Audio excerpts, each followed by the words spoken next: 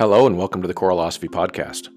Episode 97 is a special one. I'm calling it Intentions Matter, and it's with my friend Dr. Emily Williams Burch.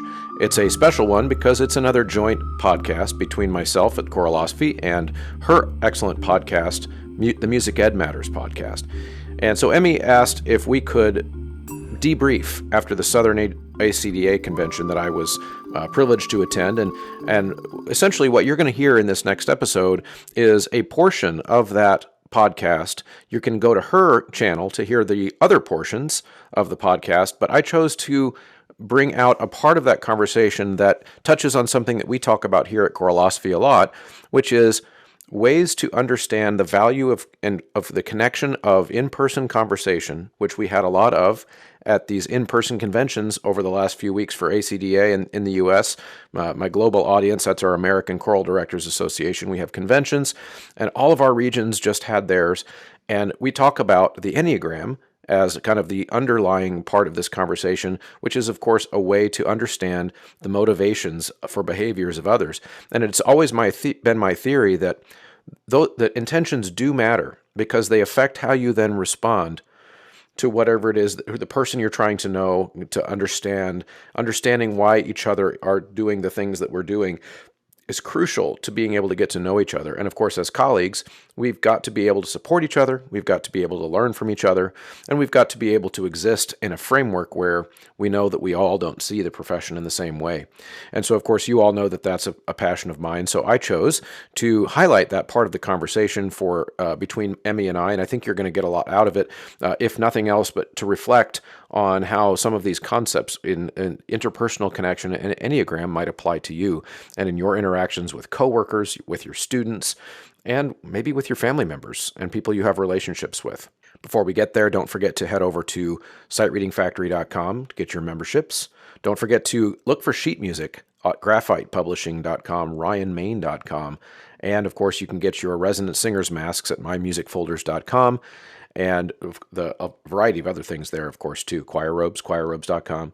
That not only supports the show when you go over to those websites and use Choralosophy at checkout to get a discount, it supports your program and your budget, and it lets them know that you're listening. Hello and welcome to a very special episode on the Music Ed Matters podcast, crossing over to Choralosophy podcast because Chris Munce is the bomb and I love the Choralosophy podcast. And if you're not listening to the Choralosophy podcast, you should totally go subscribe. Chris is an amazing host, having some really important conversations. But this conversation today is being recorded as a special bonus because in Savannah, Georgia, where I reside, St. Patrick's Day is a really big deal. So here comes a little bit of extra blessing for you on St. Patrick's Day with this conversation between myself and Chris Munce. We talk about him coming to the Southern Region ACDA conference. And through that conversation, we talk about enneagrams and understanding individual motivations and how that taints our world as conductors, educators, choir people.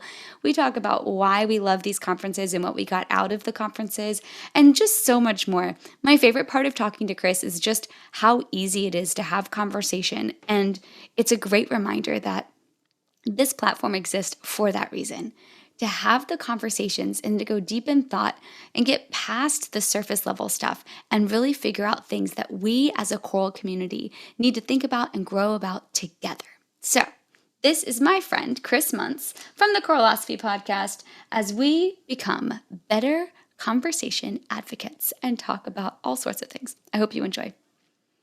As always, the Music Ed Matter podcast is brought to you by our friends at Kaleidoscope Adventures and the Kinnison Choral Company. I know that Chris has a ton of amazing sponsors that you should check out as well. And a big plug, if you want to work with Chris and or myself, he has a summer program for middle school, high school, college, pre-professional singers and his professional choir in Kansas City. It's called Cantid.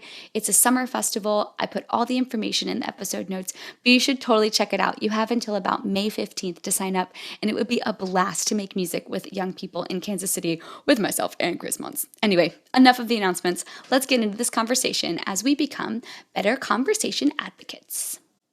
Today on the Music Ed Matters podcast and the Choralosophy podcast, we have returning guest Chris Munce. How's it going, Chris? It's going great, Emmy. How are you? I'm so excited to have a conversation with you. You are one of my favorite people to talk to. Talking has become comfortable for me. Yeah. Well, you're really good at it. And we got to actually be in person and have in-person conversations for multiple days in a row last month. That was so much fun. It was so much fun. Thank you for coming to Southern Region ACDA. Yes, it was great. I'll share. You already know this, but for people listening, the reason it was there was really just that it was the dates that worked on my calendar. I wish I could tell you I chose Southern ACDA because I knew something special about Southern ACDA, but I didn't. I do now, but I didn't. It was really just that I looked at all the regionals, and it was the one that I could get away for 3 days. Okay, what region would you normally be in? Southwest. Okay, for people listening that don't know the ACDA, American Choral Directors Association structure, all 50 states are organized into 6 or 7 regions. Southern has 11 states. How many does yours have? Oh my goodness, I don't know. 8 or 9 maybe? Okay, cool. Sounds right. Of course, Texas counts as like 4. Right. So They do their own thing anyway. But all of the states come together on even years, and then on odd years we have national conventions. And so it was an extra treat when you said you were getting to go to Southern, because that meant I got to see you in person. Yeah, that was so much fun. And for me, I've only been to Southwest, my own home region, and I've been to national a few times, but it's always difficult for me at that time of year because I teach high school and that's festival time. Tell me about your experience coming to Southern in comparison to going to your home conference. Well, that's hard for me to answer. It's almost like asking, asking a fish what the water feels like, because I had never been to any other, and so there was no frame of reference for me to compare. And so here's the best way I could, because I knew you were going to ask me this, and I've been thinking about it. The thing that I would just describe as how it personally was different for me, which is that I didn't know anyone there. And so there is a certain amount that's both good and bad, in the sense that you don't know anyone there, and so you're not really sure I wasn't sure from minute to minute who I was going to hang out with, if I was going to be by myself, what I was going to go to, because you when you're in your home region, you have your little local clique people. I think now that my perspective on this has changed too since I've started podcasting, because I know people, quote unquote, but I don't really, from everywhere. In other words, I know of you, I know of a person, and I might have even had several interactions with that person, but I don't really know them. Whereas when I'm in my home network, I might have people that I've known since I was in undergrad. And there's that baggage, but also that familiarity. And so the thing that I enjoyed the most at first, right off the bat, is that this is maybe TMI for you and your audience, but I'm not great in social situations normally. And I don't feel comfortable in social situations. I can fake it, but I'm not super comfortable in those situations. And the thing I enjoyed the most is I was able to go to Southern without putting any type of expectations on myself for meeting people, because I was like, I don't know anybody anyway.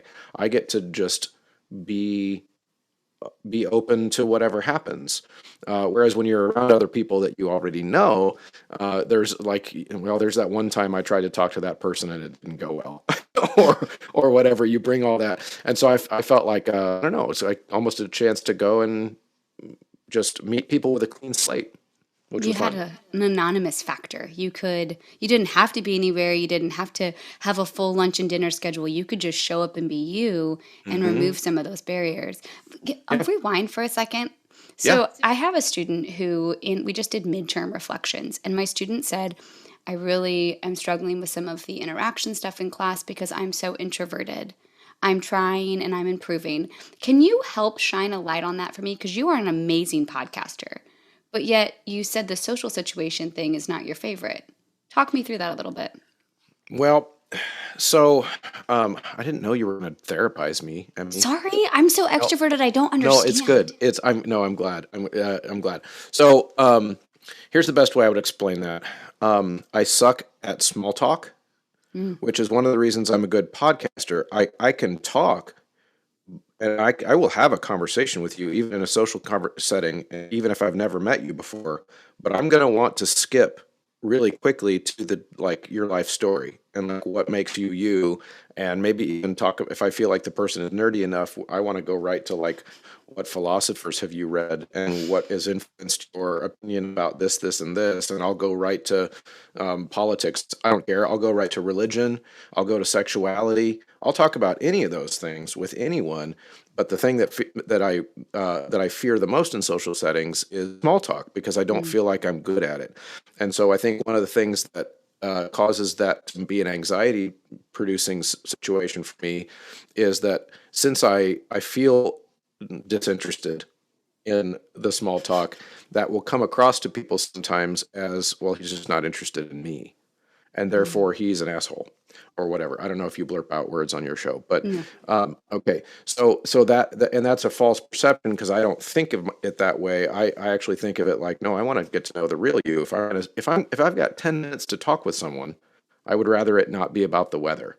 That's kind of how I see it. And so learning that about myself has been helpful. And it's also why it might lead you to ask that question, which is on a podcast, I seem so comfortable talking. Well, because I know that on a podcast, we get to turn on the microphones and go straight to the good stuff. Right. We don't have to sit there and like talk about, although we did talk about my snowy weather in Kansas City, but it's topical, that kind of thing. And I think for the student that you have too, and you asked a question about a student who brought up this topic for themselves as a teacher. I had to go through that too. In fact, it's way easier for me to be open and vulnerable and social with my students than it is with adults that I meet, because I've had time. I think for me, it just takes time, because I also have to recognize that other people actually might need the small talk. Like, they might need to tiptoe in the waters to see if you're safe before they before they're willing to go to the heavy stuff. And so with my students at school, you have that time. You have those icebreaker activities. You have those maybe even years. If as a high school teacher, I might have a kid for 4 years. Well, there's no icebreaker needed after 3 or 4 years. You really know each other. Right. And so I think that's probably what the best advice I would give to your student is that don't worry about being an introvert as a teacher, because that's an investment of time that will pay off, and the comfort level will be there eventually. I love that, an investment of time. But I also get that on the flip side for me. I have to take a step back and not come on too strong. I just started a mini mester for one of the general music classes I teach at a small university here in Savannah. And I meet with all the students the first week because I realize they're watching me in lectures, and that's a lot to take in a 1 hour video recorded lecture. So I require a first week virtual one-on-one meeting. So they realize this is a real human being. And I know I'm a lot to handle, and some of their eyeballs are bigger than silver dollars when they first meet me. But by the end, it's opened up the gate for conversation. And I think to your note, getting to know yourself and how to build that rapport and those intentional relationships. Yeah, absolutely. In fact, turning it around to you now, because you say you're a lot to handle. Okay, that's true. But for somebody like me, that's probably why I like you. Oh, you're easy to talk to. Well, but you make me easier to talk to in person, especially because somebody like me, I need someone else to start yapping, because then that tells me, okay, it's okay now. And my wife Beth is a very similar. So I always make this comment to her all the time, and she's been trying to convince me that I can be in social situations where she's not there. Yes. To like the conversation going, so that I feel comfortable and safe to be a part of it. Because at the same time, I also know this is where it gets tricky for me, because I also know that once I get started talking, again, being a podcaster, I will just keep talking because I'm fascinated by the conversation. And so for me, I'm always like, the little devils on your shoulder, like the little white dress devil and the little black. Yep. And so I've always got the little devil on my shoulder who's telling me, well, don't talk, don't dominate the conversation. Don't dominate the conversation. Don't dominate the conversation. And so then I'll just not talk. And so then so then it goes back to like, oh, that guy, he just doesn't care. He doesn't, he's just too good. So my struggle is figuring out the right balance in those types of social situations, which is again, if taking it back to the choir classroom, great, because we just sing most of the time, and, You don't have to worry about it. You don't have to worry about it. And if people listening haven't seen Chris in action in the high school choral setting, I have all my students watch YouTube videos of his class because it's so fast-paced and such an excellent example of a high school teacher in the trenches. I'll make sure to link some of my favorite YouTubes of your classroom in the episode notes because they're so good. Going back to you coming to Southern, it was really fun to bring you along and introduce you to everybody and their mother. I was like the best friend. Have you guys met Chris? Like everywhere we went, I was so excited to introduce you. Well, and I appreciated that because that, like I said, I didn't know anybody there. And so it would have been difficult for me to just go up and say hi because I'm not Emmy. And so that having you there to lubricate that wheel was very helpful. Well, it was definitely fun. And something that happened in one of those conversations, it really stuck with me. I told you before we started that there was one thing in particular that you said, and you did a whole bunch of stuff on the enneagrams. And if you're listening to the podcast and you haven't heard Chris's stuff on the enneagrams, go look back at some of those episodes. But you talked about how your enneagram is one way, and then you're dealing with stuff when you're on that flip side. Could you explain that? Because that was such a thought-provoking moment, and I have been spending so much time working on that. Yeah, that's a good point. So, in fact, I probably should do some more stuff on the Enneagram soon and I don't have an image to share handy, but so in the Enneagram, it kind of looks like a 9-sided clock with lines connecting all of these numbers to help, and it kind of creates a star in the middle and all this kind of stuff. And what it's trying to illustrate through that image is that everybody's everything. Everybody is all 9 of those characteristics.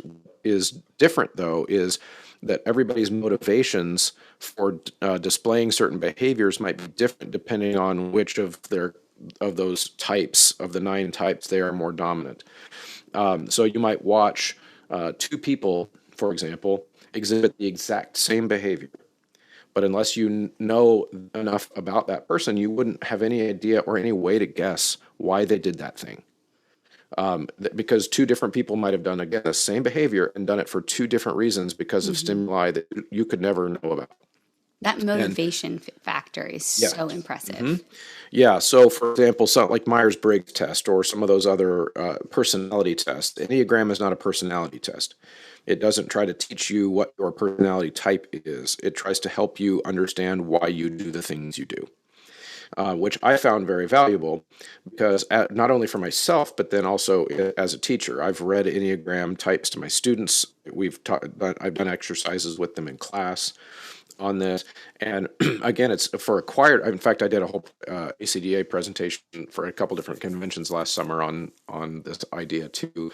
You can find the slides for the presentation I just mentioned in the resources folder at Patreon. The lifeblood of the support for this show comes from Patreon. Patreon.com/Choralosophy is a place that you can sign up for behind-the-scenes content, leave a tip every month, basically, for the content that you're seeing. Also, there's a swag level, and in the past, I've had t-shirts, and I've pretty much out of the t-shirts. I've had hats, which are pretty awesome. If you like those trucker hat kind things with my logo on the front, oh, they're super cool. I wear one all around the house. My kids make fun of me. But I've also got coffee mugs now, so there is a swag tier there at Patreon, as well as the behind-the-scenes feed and just a variety of other benefits for being a Patreon member. So head over to patreon.com/Choralosophy. The producers at Patreon are Brannigan Lawrence, Vasquez Academy of Music, John Warner, Ulrika Igrain Munoz Alarcon, Angie Schilling, Chandler Smith, David Gowalczyk, Kyle Peterson, Michael Herron, Jeff Wall, Ryan Main, and Steve and Kathy Kakachik. Where you have these students in your room, right? And so if you can imagine I'm not a great mathematician, but if you can imagine how many connections there are between one number, possible connections between one number on the Enneagram and then all of the other 9, and then going every direction, and then you start to multiply that by how many kids might be in your choir, and you start to think about the just astronomically large number of possible motivations for any behavior one of your students exhibits. And you start to understand how complicated classroom management really is. Because I need to know why that kid did that thing if I ever hope to help him not or her not do it again, especially if it's something not nice or whatever. So I'm rambling now, but I'll get back to your original question, which is this idea. But that was, I think, the background of what Enneagram is, and So I think that's important. And so I had brought to you at the convention was talking about this idea in the Enneagram that when a person is at ease and when they are in their, I guess you could call it a low stress state, then their dominant number tends to be the thing that you notice about that person, the way they do things, the way they operate, and why they operate that way. And then their Enneagram also tends to have a reflection on the other side of the circle of traits that a person might exhibit when they are in stress. In a time of stress, whether it be a low point for mental health, maybe some adverse situations are happening in their life, and there are certain things that they will fall back to when things are not going well. So anyway, I think that's for me was really helpful because I know that one of the things that I struggle with, especially in work-related situations and even in relationships, is that if I am stressed, I will steamroll people. And the way I define that is that I become task-focused. I only see the task, and I see the solution to the problem that's attached to the task. And when I'm stressed about the task, I no longer see the people that are in my sphere. It's like think of it like tunnel vision. And when I'm not stressed, that I'm able to slow down and pause and those types of things, and helping me how to articulate that to the people in my life has been incredibly impactful, because now I've given them tools and given them language to tell me when I'm that way. And also in a way that's not threatening then to me, because it's not saying it changes the conversation. It's not, Chris, you're being an asshole again. It's, Chris, you're stressed again, and you're steamrolling people. And since it's Enneagram's all about motivation, it takes away that almost like impugning your motives part that we tend to hurt each other's feelings with. No one's accusing me of doing it because I'm trying to hurt their feelings, which is how it used to be, right? Before I knew how to explain this to people that are important to me, that I didn't know how to explain that my behavior might look one way. My motivation underneath the behavior is still very much that I love you, I care for you. I'm this way because I'm trying to solve the problem so you don't have to.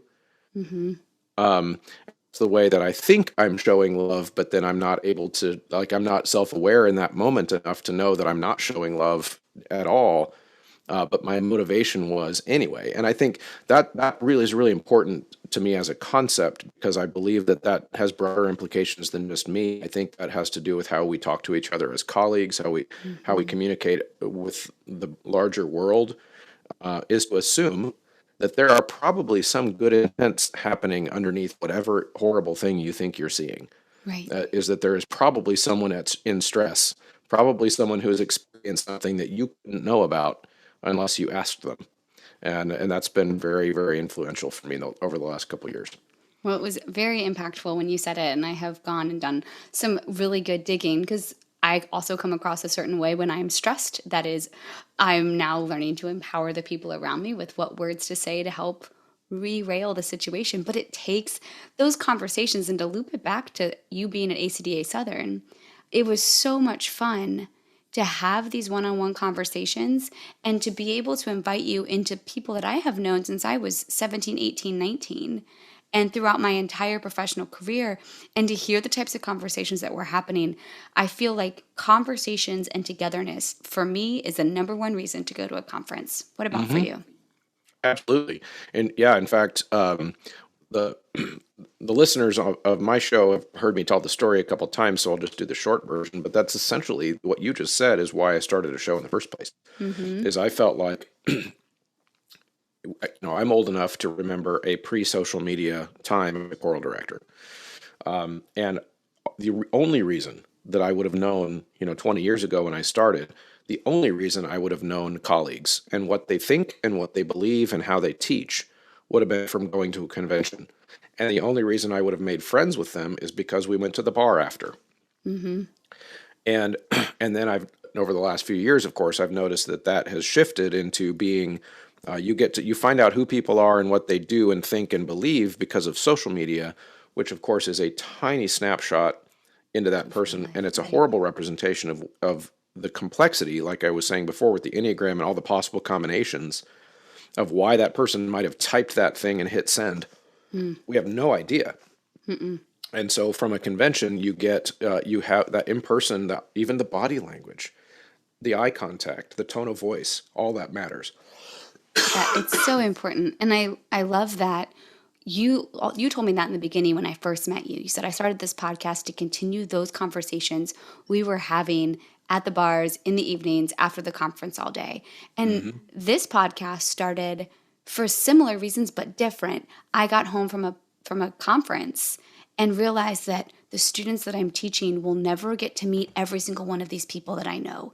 And they need to know all these awesome people. And so for me, it became, how can we spotlight and create a space so that we can get to know people's ideas and things that matter to them? Yeah. Especially with your work with music ed students, that makes a lot of sense. I mean, you're creating these essentially PD capsules for them, which is awesome. But I want to go back to something, because you talked about how you were looking into Enneagram stuff for yourself. What does stressed out Emmy look like? If you're gonna be an a-hole to me, what does it look like? I'm short, like I'm short with you, and I will come across, as my mother says, slightly aggressive and intense. And if flip that all the way on its head, if you have pushed me to the limit, I am going to come across as an absolute bimbo. Because I am a bimbo. Yeah, I'm just these are my mother's words. This is what she calls me. Okay. She knows when I am past the point of stretch, so we're working on giving her some new language. But a lot of times people will interpret my energy or my drive or something that I said as short or aggressive or too intense or, again, too much to handle. And that's not necessarily my intention. I just really love to get things done, and I genetically have a ton of energy. I have so much energy in my family timeline. They all do a lot of stuff, and I can't help that, and I don't want to help that because that's me. Right. Yes, and that's another thing I actually really enjoy about Enneagram is it's there are, of the 9 traits, there aren't good ones and there aren't bad ones. They are just who we are. Right, they're just traits. They're just who we are, and ways to describe and understand and think about who we are. And so I think that, yes, that one of the most dangerous things that we sometimes do is we succumb to pressure to try to be something that we're not, and that leads to a whole bunch of other things, a whole bunch of other problems and toxicity and resentment and all of those other types of things. And so that's good. Do you have any examples that you could share of like, what are some types of things that make you that way? I don't get very easily stressed. If I That's don't good. feel like I can get something done, if I'm stressed on time, if I'm running out of time to do something, or if someone is treating me unfairly or someone is treating someone else unfairly, if I see what I feel is unfairness happening, I will say something. That's interesting. Now, are you a 3? Yeah, so I finally, after I saw you were like, don't take any of the short tests, you have to take a real test. So I took one of those tests that took like 45 minutes to get to the end. And by the end, I was just over all the questions because I was tired of answering the questions. And it put me at a 3. But when I read the traits, I think I'm more like a 7. Well, the reason I guessed 3 is because you were describing certain things that you do when you're stressed. And 3s, so I'm an 8, which is the opposite end of the circle from a 3. And so that idea of speaking up when you see something unjust happening is very much part of an 8. And so a 3 would make sense to me based on what I've read about Enneagram, that when you're backed into a corner, you're going to become an 8. Whereas, the idea of injustice versus, fairness and, those types of things are very much part of that profile. And so it's like trying to know, it's like your Jekyll and Mr. Hyde kind of thing. It's like, where do you go when you feel that surge of adrenaline? And it's interesting because you say that it happens when you're short on time. And I think that's true for almost everyone, because that's how it is for me too. When I feel like, especially at school, like if there is just not enough time to get the kids ready to do what they need to do, then I flip into that mode where I can become short with people. I can become like, if I don't solve this problem for everyone involved, then they won't have a good time. And that's one of the things that stresses me out the most is that the experiences that I'm trying to create for people in my choirs won't be that experience that I know they deserve. And then my injustice triggers. Yes. That's a great way of saying it, because that's the problem. It's, you get to a point where, like, I can get anything done I need to get done. That is just one of those traits I'm very proud of myself in. I'm disciplined. No one has to tell me to do it. No one has to set a schedule. I will just get it all done, and I will enjoy all of it in some way, shape, or form. But it's when the time is running out, especially if I don't have control over it, and if someone is doing something that I think is not right. Yeah. So fascinating. Thanks so much for sticking around to listen to most of this conversation. So this is a little bit of a shorter episode on my feed, but that's because I want you to have time to go over to Emmy's feed at the Music Ed Matters podcast, listen to the rest of our conversation. It continued to be very candid and open and jam-packed all the way to the end. So I encourage you to go and check out the rest of that conversation and also her podcast if you are not currently subscribed. So make sure you subscribe over there. She does great work, especially if you work with future young teachers, music ed students, and just are a member of the profession wanting to think more deeply about what it is that we do and why we do it. I firmly believe, I've said this before, that the podcast is the professional development in your pocket on demand. We are like the Netflix of professional development, except it's free, which is a lot of work on our end, but very, very valuable to the profession. And I wouldn't do this if I didn't believe that. I think that's really, really important, and Emmy's doing great work in that area too, so go check that out. Don't forget to like, subscribe, and share, and send smoke signals around the globe and tell everyone about the Choralosophy podcast, because there are still choral directors out there who do not listen to this show. It's a travesty, so make sure that they find out. Thanks.